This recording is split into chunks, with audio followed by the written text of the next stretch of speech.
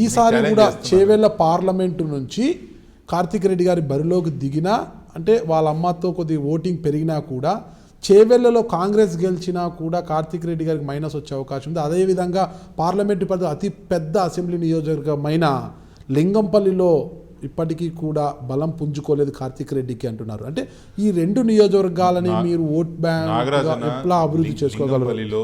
Work is under progress, work is in progress in Lingampally. అసలు minus అంటారు లింగంపల్లి మీకు ఎందుకు? లింగంపల్లి ఒక పెక్యులర్మైన నియోజకవర్గం. దాని గురించి ఫస్ట్ మా చేవెళ్ళ గురించి చెప్తాను. నేను మీకు ఈరోజు కరాఖండిగా చెప్తున్నాను, ఈరోజు ఎలక్షన్ పెట్టండి, ఒక్క ఓటు నాకు మైనస్ వచ్చినా కూడా చేవెళ్ళ నుంచి ఇంకా నేను రాజకీయాల నుంచి వెళ్ళవుతాను. చేవెళ్ళలో ఆ రోజు పరిస్థితి ఈ రోజు లేవు. డబ్బులు బాగా పంచుతారా? డబ్బులు బాగా పంచుతారా? డబ్బులు పంచు. రాజకీయంగా మా ప్రాంతానికి జరిగిన నష్టం మా ప్రజలు గమనించారు. టీఆర్ఎస్ పార్టీ ఒకప్పుడు చేవెళ్ళ అంటే జాతీయ స్థాయిలో గుర్తింపు ఉండేది. ఈరోజు చేవెళ్ళని తీసుకెళ్ళి ఎక్కడ పడేశారనేది మా చేవెళ్ళ ప్రాంతీయులు వాస్తవ్యులు గుర్తిస్తారు. ఆ రోజు మా అమ్మగారిని ఏదైతే జరిగిన ప్రక్రియలో నాకు మైనస్ వచ్చింది, కానీ కాంగ్రెస్ పార్టీ ఎమ్మెల్యే గెలిచిన మాట మీరు గమనించాలా. కాంగ్రెస్ పార్టీ ఎమ్మెల్యే కూడా మేము గెలిపించాము, మేము లేకపోతే అది గెలిచేది కాదు. చేవెళ్ళలో ఈరోజు ఉన్న 5 మండలాల్లో మీరు పరిస్థితి మళ్ళీ కనుక్కోండి. ప్రతి గ్రామాల్లో కూడా మేము ఈరోజు పెద్ద ఎత్తున మళ్ళీ వ్యక్తిగత ఏదైతే మేము ఇమేజ్ ఏదైతే ఏర్పాటు చేసుకోవాలనుకుని ఇంకా గట్టిగా చేసే ప్రయత్నం చేస్తున్నామే, కానీ అది రిజర్వ్ అయిపోయిందనో వదిలేసే ప్రయత్నం ఆ రోజు చేయలేదు, ఈ రోజు చేయము, చేస్తలేము, రేపు చేయం. నేను మళ్ళీ చెప్తున్నాను, ఆ రోజు ఏదైతే 26,000 నాకు మైనస్ ఏదైతే 25,000 మైనస్ ఏదైతే వచ్చిందో మా సొంత నియోజకవర్గం నుంచి, నా మీద పార్లమెంట్కి నిల్చొని కూడా అదే నియోజకవర్గం. ఆయన కూడా మా దగ్గర కూడా కొత్త వారికి అవకాశం ఇద్దామనే ఒక ప్రచారం కూడా గట్టిగా జరిగింది. ఇప్పుడు ఇన్ని 30 సంవత్సరాల నుంచి ఇల్లే ఉన్నారు కదా, కొత్త వానికి అవకాశం ఇద్దాం అనేది ఒకటి వచ్చింది. కొత్త వారిని కూడా చూశారు, ఎంత బ్రహ్మాండంగా చేస్తున్నాడు మా పార్లమెంట్ సభ్యుడు, ఎంత నిరంతరంగా ప్రజల మధ్యలో ఉండి కష్టపడుతుండో మా జనాలు ఖచ్చితంగా గమనిస్తున్నారు. గట్ల జరగదు మళ్ళీ. కాన్ఫిడెంట్ నాడు మీ మద్దతుతో గెలిచిన యాదయ్య ఇప్పుడు టీఆర్ఎస్ పార్టీలో కొనసాగుతున్నారు కదా, అంటే ఆ పరిస్థితి ఎందుకు వచ్చిందంటారు? యాదయ్య పార్టీ మారడానికి గలమైన సంబంధం లేదండి. ఆయన అంటే మేము టికెట్ ఇవ్వమనేది వేరే వ్యక్తికి, ఆ రోజు అసలు నిజంగా ఆ వ్యక్తికి ఇచ్చింటే ఇదంతా కూడా డిస్కషన్ ఉండేది కాదు. చేవెళ్ళ పట్ల ఓటమనే తర్వాత విషయం.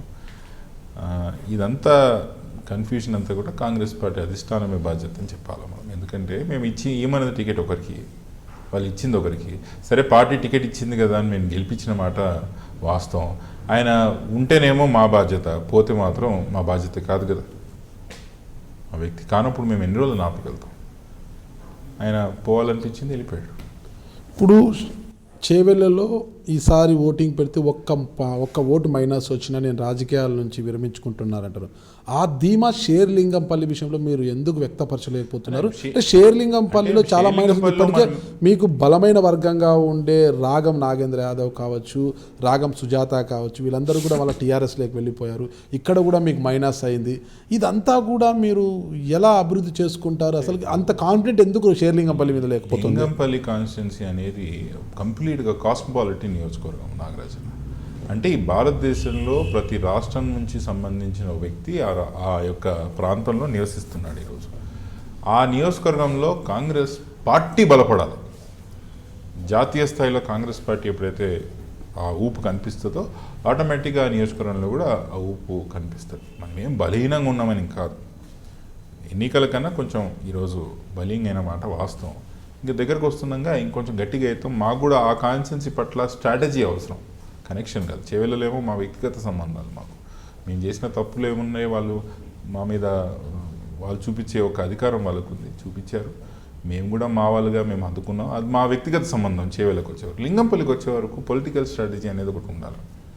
పొలిటికల్ స్ట్రాటజీ వేస్తాము, దాన్ని మార్చే ప్రయత్నం కూడా చేస్తాం.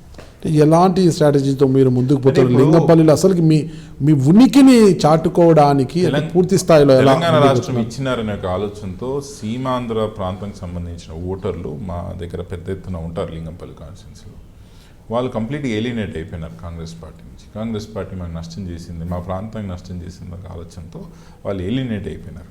వాళ్ళని దగ్గర తీసుకొచ్చే ప్రయత్నం. పెద్ద ఎత్తున సాఫ్ట్వేర్ ఎంప్లాయీస్ ఆ ప్రాంతంలో ఉంటారు. సాఫ్ట్వేర్ ఎంప్లాయీస్ని కాంగ్రెస్ పార్టీ ఒక ఫోల్డ్లోకి తీసుకొచ్చే ఒక ప్రయత్నం, కొన్ని సామాజిక వర్గాల పట్ల ఒక్కొక్క సామాజిక వర్గం పట్ల ఒక్కొక్క స్ట్రాటజీ అనుసరించడం, ఇదంతా కూడా షేర్లింగంపల్లిలో స్ట్రాటజీలో భాగం. ఇది స్టార్ట్ చేసాం. 2019 ఎన్నికల నాటికి చేవెళ్ళ పరిధిలోని చేవెళ్ళ అసెంబ్లీ కావచ్చు, లింగంపల్లిలో కూడా ఖచ్చితంగా ప్లస్ వస్తుందని మీరు ఆశిస్తున్నారా? ముమ్మాటికి అన్ని 7 నియోజకవర్గాల్లో కాంగ్రెస్ పార్టీ గెలుపొందుతుంది, కాంగ్రెస్ పార్టీకి మెజారిటీ వస్తుందని గట్టి నమ్మకంతో అయితే ఉన్నాం. మీరు చూస్తున్నారు ఐ డ్రీమ్ న్యూస్ని. మీరు చూస్తున్నది ఐ డ్రీమ్ న్యూస్. అంటే కళలని నిజం చేస్తూ ప్రజలకి నిజాలని కళల ద్వారా తీసుకొచ్చే ఐ డ్రీమ్కి మై బెస్ట్ విషెస్. మీరు చూస్తున్నది ఐ డ్రీమ్ న్యూస్. మీరు చూస్తున్నారు I dream channel. For more videos, please subscribe iDream. మరిన్ని వీడియోల కోసం ఐ డ్రీమ్ని సబ్స్క్రైబ్ చేయండి. Please subscribe I dream. And I'm very much satisfied with the way interview went on. Kindly subscribe to iDream. For more videos, subscribe to iDream. And loads of fun entertainment and content. Do watch I Dream.